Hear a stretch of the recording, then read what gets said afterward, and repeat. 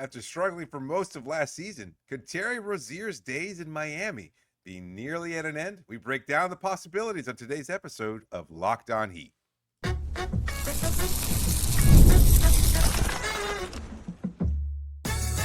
You are Locked On Heat, your daily Miami Heat podcast, part of the Locked On Podcast Network, your team every day.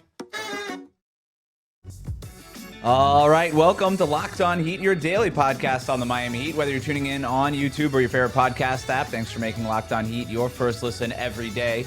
I'm Wes Goldberg here with David Ramil. Both of us are credentialed Heat media members who cover this team every day. For daily content on the Heat, join more than 17,000 everydayers and click that subscribe button on YouTube. Today's episode is brought to you by FanDuel. Football season is around the corner. Visit the FanDuel app today. Start planning your future bets now. Dolphins with a nice little preseason win on Saturday, David. How are we feeling about the Dolphins? They're still the Dolphins, so I don't know that there's much to be optimistic about, you know? Preseason win notwithstanding.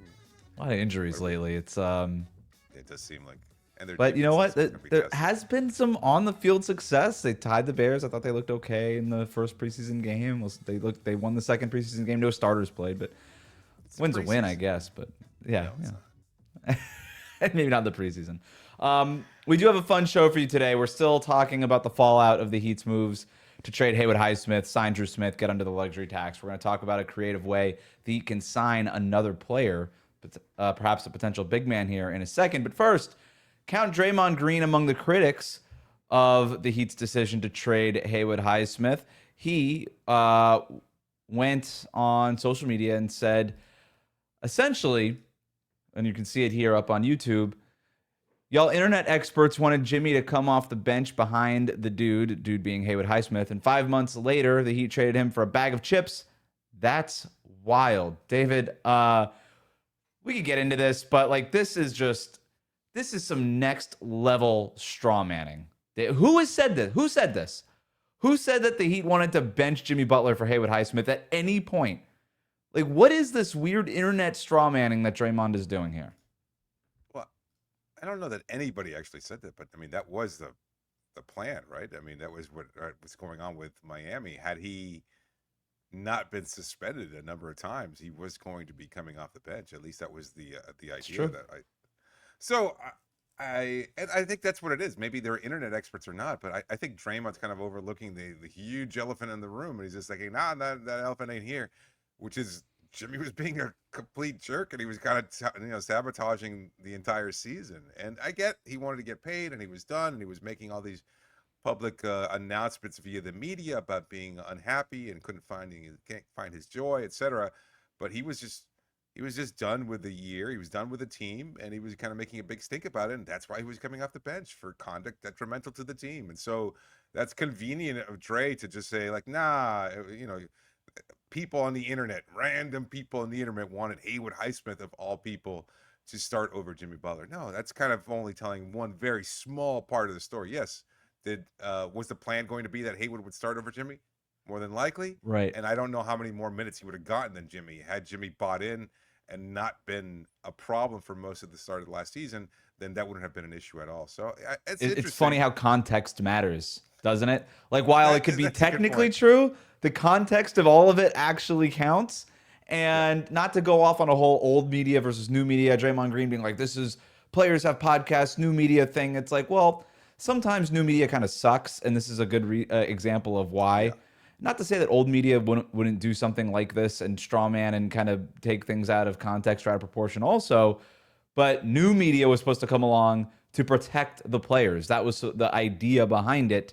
And yet, all I see in all of these player-hosted podcasts, former player-hosted podcasts, are players taking shots at other players. Now you've got Draymond Green on social media taking a shot at Haywood Highsmith for no reason, taking a shot at another organization for absolutely no reason. And so it kind of rubbed me the wrong way, but that's enough. It's like me saying, why did Jordan Poole have a problem with the Warriors? I don't get it. It's like, wait a minute. There's a little bit more to that story than just Jordan Poole not wanting to play for Golden State. Right. You guys wanted Jordan Poole off the team. We can't figure out why. Well, he got punched in the face. All right. By you. By you. the part about criticizing the team, that's an interesting one because I wonder how it's viewed across the league. If Draymond, and look, this is Draymond being Draymond, so you have to take it with a huge Right. grain of salt. At the same time, he does. It does feel like he kind of represents a vocal minority around the league in terms of what players think or what they might believe. And Jimmy, not exactly the most popular player around the league because mostly he just does his own thing. At the same time, I wonder whether or not other people are going, damn, that Jimmy Butler situation really took a turn. You know, a team that he was almost synonymous with in terms of his work ethic and how he kind of symbolized what the team represents, and of course being a star for that team. And then it soured very completely, and then Haywood maybe theoretically being a starter over Jimmy. I wonder how players are viewing those kinds of transactions. I don't. Maybe it's not that big a transaction. Like it's not making waves across the league that Haywood Highsmith was traded to the Brooklyn Nets. But in terms of how Miami is viewed around the league, I wonder whether or not there's some kind of a ripple effect taking place. You've brought this up a couple of different times. I think it's a fair concern to bring up. Absolutely.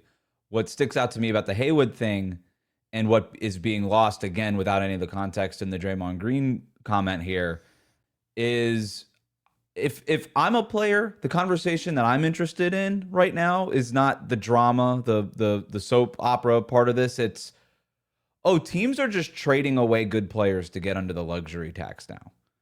Whether it's Boston trading away Drew Holiday and Kristaps Porzingis, who accomplished way more in Boston than Haywood Highsmith did in Miami. They won a championship. Or Miami trading a guy like Haywood Highsmith, who is a success story for players around the league. Undrafted, worked his way through the G League and through a training camp deal and a two-way contract and ended up establishing himself as a rotation quality player for one of the more respected franchises and certainly one of the most respected coaches in the league. Haywood Highsmith was a success story.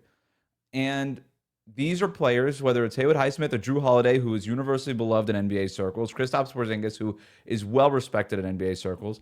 All these guys are just getting traded because teams got to save money for one reason or the other. That's the conversation. If I'm a player, I'm more interested in having. What Draymond is doing here is kicking up fodder for his podcast or whatever it is, or really what it sounds like is like Jimmy Butler behind the scenes, perhaps, maybe saying some stuff about his ex, and Draymond Green going on social media being like, you're not that hot. It does sound that way. Draymond, it's kind of funny that Draymond has taken to Jimmy in a way that he hasn't taken to many teammates in the past. Like I'm not saying that Draymond's been problematic or anything like that. I mean, the most glaring example of one end of the spectrum, clearly Jordan Poole, and yet I think they kind of there's a shared camaraderie and maybe just this is when you're out there, we leave it all on the floor kind of thing. And he's kind of been very public in not just defending Jimmy, but kind of lauding him and talking about what a great addition he was to the team, etc. So I wonder how much Jimmy has said about Miami. And look, even he hasn't said nothing. He hasn't said nothing. So double negative on purpose? That, yes. So he said a lot, is what you're trying to say. He said something. Even though publicly he got traded and he was asked about it and he said, I don't want to talk about that. That's in my past, whatever. But Jimmy, I'm not doing any reporting on this, but these players are human. I cannot believe that he didn't say nothing. No, he can't keep that kind of stuff under wraps. Like of course on not. The team playing, and that's the whole thing. Like you and I could be as plugged in as whatever, and it doesn't really matter because we're only going to see a small part of this. This is not, the 1970s. This isn't David Halverson traveling with the Portland Trailblazers, right? And eating with them, and being right. there at team practices and traveling on the team. This isn't Bob Ryan putting back beers with Larry Bird at the bar after the game anymore. Can I go back to something you said though about Draymond being very pro Jimmy Butler? As people know, I covered the Warriors. I traveled with the team. Wasn't drinking with Draymond Green like Bob Ryan with Larry Bird, but I spent a lot of time around Draymond Green, more than the average person. Let's put it that way. And I do feel like I got to know him pretty well, and so even just as well as a reporter can know a player these days. Right. He is dramatically and proudly pro player and it is a big part of his personality. And I have heard him be very publicly critical of other organizations Yes. and pro player in the past. But this one speaks loudly for two reasons. A, it's Jimmy Butler and he's a star player, and not everybody that he's done that with in the past has been a star player. And B, he's doing it on social media instead of in front of microphones that are being held by reporters and cameramen. So, but I remember a very specific time him going off on like a 15-minute, like a straight 15-minute quote on why the Phoenix Suns did Marquise Chris wrong. Ooh, Marquise Chris. Yeah. Well, former teammate too, former Warrior, right? He did right. That was it. That was the context. So Chris was having a good run there for a week or so, and somebody asked him about it, and I'm sitting there in the scrum, and Draymond just went off for 10, 15 minutes, and it was, I thought, actually brought up a lot of really great points. I respect a lot of Draymond Green's thoughts on these things. I don't respect when he goes onto social media and just says this, absent of all the context and what he's supposed to represent with new media. But he is dramatically pro player, and one of the things he always talks about is how context and the team dynamic matters a lot, and we put too much blame on players and not enough blame on organizations sometimes. And I could disagree with a little bit of that, but I understand the overall point in that the players do tend to brunt the individual criticism, while the organizations do tend to get off, when a player scot-free when a player doesn't necessarily work out. I don't want to belabor this point because it feels like we've already talked about this, and it's already so far in the rearview mirror. But I wonder, and this is honestly the first time I've even considered this. I thought 90% of Jimmy's argument against Miami in that front office was pay me my money. Had they offered him the money and paid him whatever it was, I think there would not have been a problem. He would still be on the team, etc. Agreed. Having said that, I wonder how much of it were there legitimate concerns about the team not nearly improving enough for his taste, and him kind of voicing that to now players in the Warriors locker room. Well, you can hear it now when he talks about, hey, we got Steph Curry, we have a chance, we've got Draymond Green. He talks about the talent all the time. I do think that was part of it, but like I said back then, it's arguing about the toaster after you've already decided to end things, right? Like it's the stuff that comes up afterwards. To your point, if they would have just paid him, he would have been happy and just stayed. But all right, so we're going to move on to the fallout from the Haywood Highsmith trade. We discovered a creative way that he can sign a 14th player or a 15th player, another player, before the start of the season. We'll tell you what it is after this. Stay tuned. Today's episode is brought to you by FanDuel. August 26th is officially FanDuel Futures Day, a brand new holiday for football fans who live for bold predictions and preseason hunches for just 24 hours. That's August 26th. FanDuel is giving you deals on NFL season predictions. So whether you're calling your MVP, eyeing a long shot division winner, or ready to crown your Super Bowl champ before week one even kicks off, this is your moment. Listen, a lot of people picking Lamar Jackson to finally win the MVP. Maybe it's his year, but let's say you go crazy. Maybe Wes is right. Maybe it's Tua's year. Could he be in the MVP race? Yes, you did. You mentioned it was implied. In any case, if you're willing to take a chance, FanDuel on August 26th, that's the place to be. So visit the FanDuel app today and start planning your futures bets now, because Futures Day is one day and one day only. FanDuel, play your game. We'll be right back.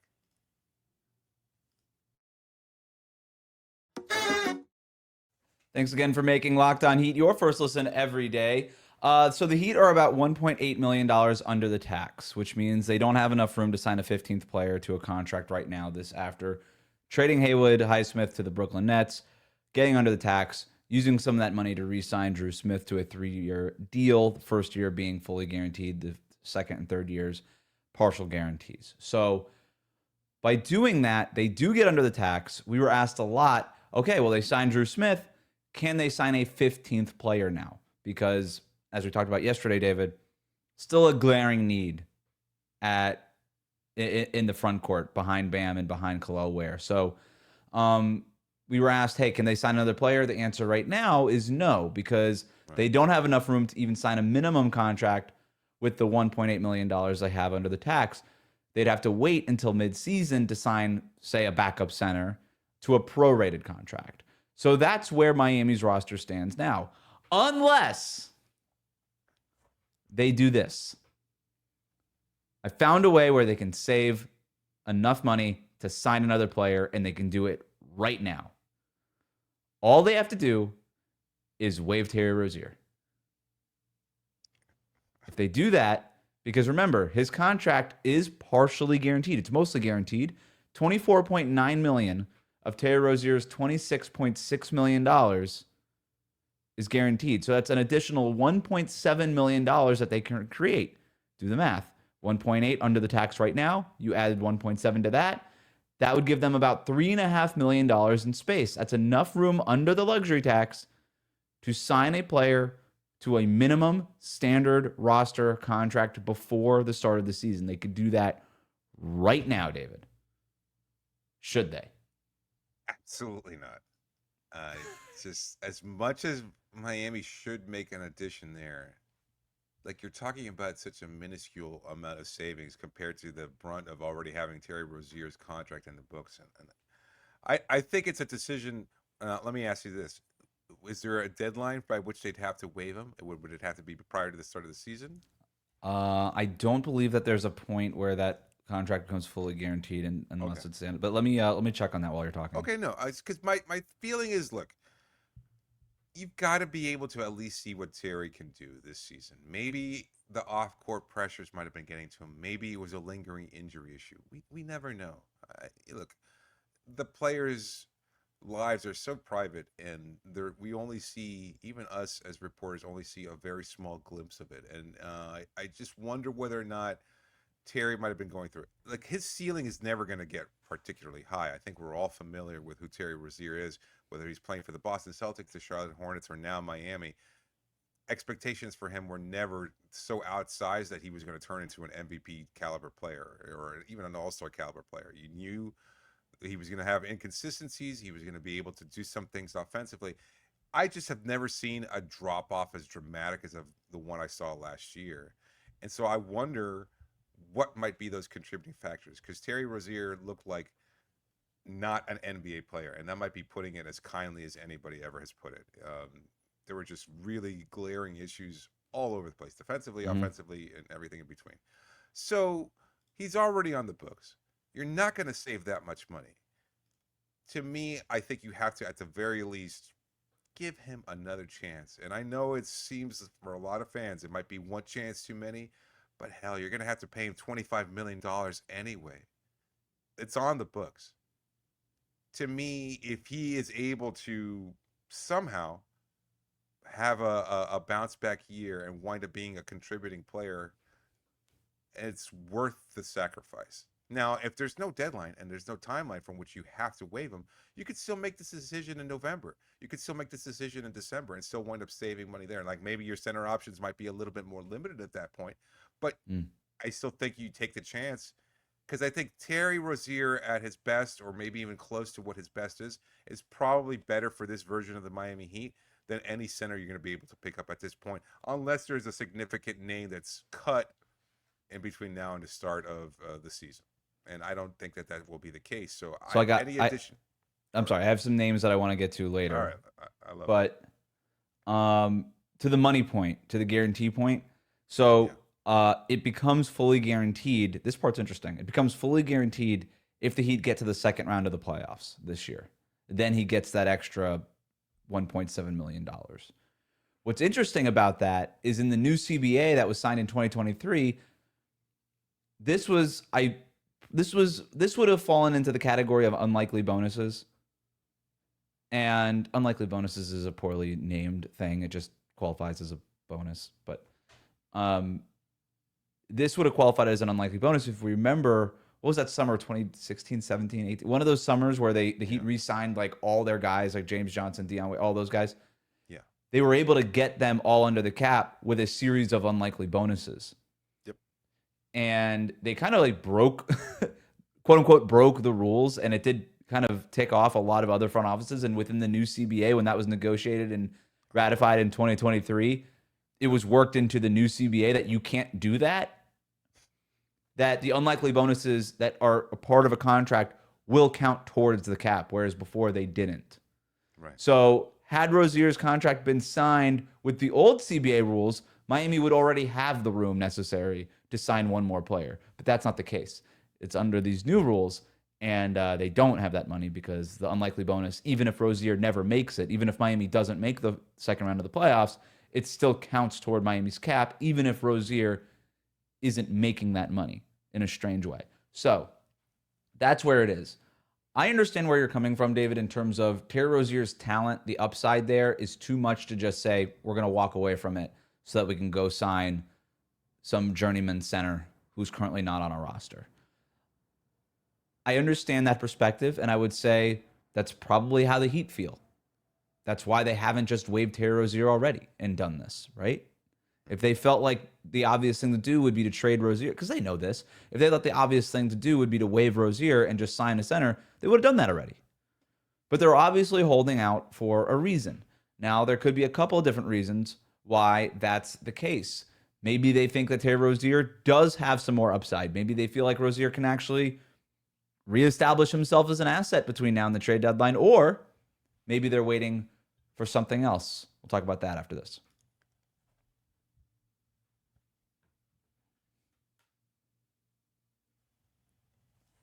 So I understand where you're coming from in terms of you can't just waive Terry Rozier outright.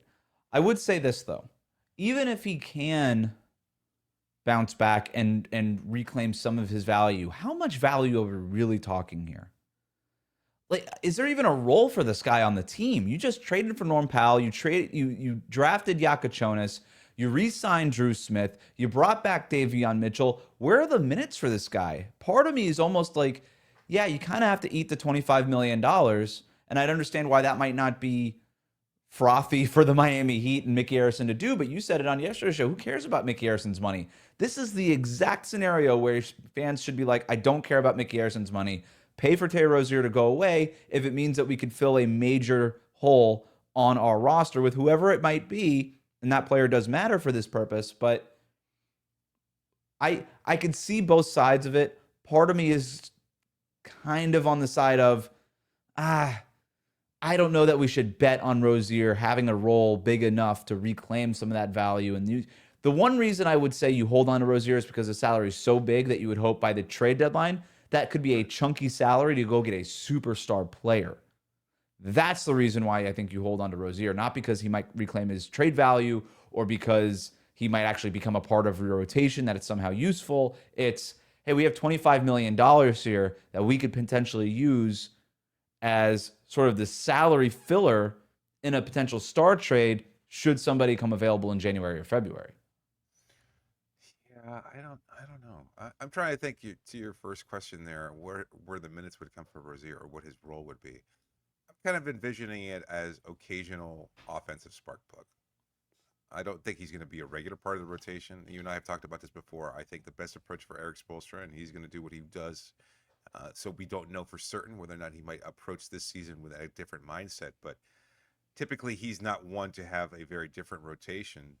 I think he sticks with his 8 or 9 guys that he feels comfortable with, and that's basically it. Having said that, this team is deep enough, even with the loss of Highsmith and now the addition of Drew Smith, that he can go with many different players in many different roles. And I think one of the things that you could do is play Terry every 2-3 games. And you could play him 10 to 15 minutes and see if he's got it going. Maybe that's not the right approach. I'm sure it's probably not one that Rozier wants to hear. But I think it would work in this idea that he can come off the bench. I think he can. Again, assuming that he has the bounce back that the Heat front office is likely hoping he'll have, then maybe you can play him as that kind of energizer, offensive type player to create some points for you. Because, look, even in his first season with Miami, we did see that. Saw flashes. So I assume that's probably something similar to what they would want from him this year as well. Coming off the bench, 15 minutes maybe, go in there, see if you can score 7 to 10 points in a relatively short amount of time. I don't know if they were to kind of put him in that role, is that enough to keep his value at least high enough so the team would be like, yeah, we can take on Terry for the rest of the season? Or is he's just going to be viewed as an expiring contract? That's it. I think he's going to be viewed as a salary point blank. That's it. I don't see a road where a team actually calls Miami and says, we could really use Terry Rozier. Would you trade him to us? it would be But a contender that would want that kind of energizing spark plug off the at bench. $25 million a year. That's the thing, though. And so that would That's cost the him thing. something. And see, that's why I just don't see it happening. There's too many reasons. The reason why you don't just waive Terry Rozier to sign a backup center right now is because by February, if Giannis comes free, you're going to need that salary. So let's say you want to trade for Giannis. The idea would be to pair Giannis with Bam and Tyler Hero or whatever, right? Right. Well, if you don't have Terry Rozier on the books, then you have to trade Andrew Wiggins and Norm Powell, or Andrew Wiggins and Tyler Hero. It gets a lot, and I don't know, maybe there's a team that doesn't want that. Maybe it just, you could trade Norm Powell and Terry Rozier and offer a team 2 expiring contracts and a ton of cap space over the summer, or Andrew Wiggins and Terry Rozier. I think the reason why you do it is because you need Rozier's expiring contract. Now, maybe you don't. Maybe you never sign Norm Powell to an extension, and maybe he's an expiring contract that you could pair with Andrew Wiggins. But I do, one thing we don't know about Miami is they want options, and Rozier would be a very palatable option for a team that is forced to trade a superstar player away, considering that Rozier's salary just comes off the books, and you don't have to worry about that if you're a rebuilding team. But let's just say, for the sake of argument, that Miami says, you know what, we have to have a backup center. We don't really care about that option for Terry Rozier. We'd rather get him off the books, move forward. We see other ways that we can go get that star player if that's something that we have to go and do. Who are the names that they can go out and sign if they were to waive Terry Rozier and create $3.5 million of space under the luxury tax? Unless you have anything else on the Terry Rozier front, because this is a quick list of names. No, it almost feels moot because we don't know what we're going to get from Terry. Kai Jones is the obvious one. Worked out for the Heat. They didn't sign him. They signed Drew Smith instead. That's what their decision was. He's still available. Trey Lyles has also been linked to Miami. Precious Achiuwa has been linked to a possible Heat return. Thomas Bryant is out there. They've brought him back before. They could bring him back again. Charles Bassey, who I can't quit my Charles Bassey love for some reason. He's out there still. Hasn't signed after playing for the Celtics Summer League team. And then the other option is, in terms of, hey, why haven't they done anything yet? Could they be waiting for buyouts? Could they be waiting for players waived before the start of the season when teams have to trim their rosters down?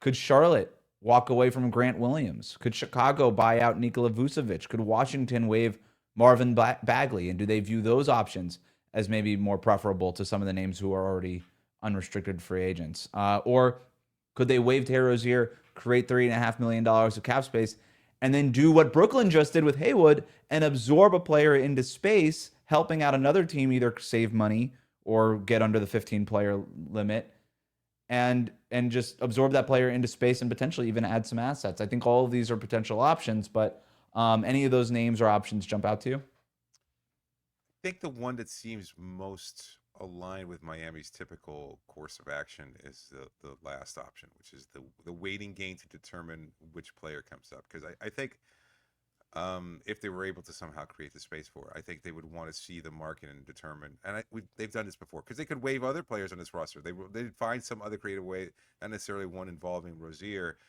to create said cap space. And I think that being the case, if there's a name out there that they think would significantly improve the roster.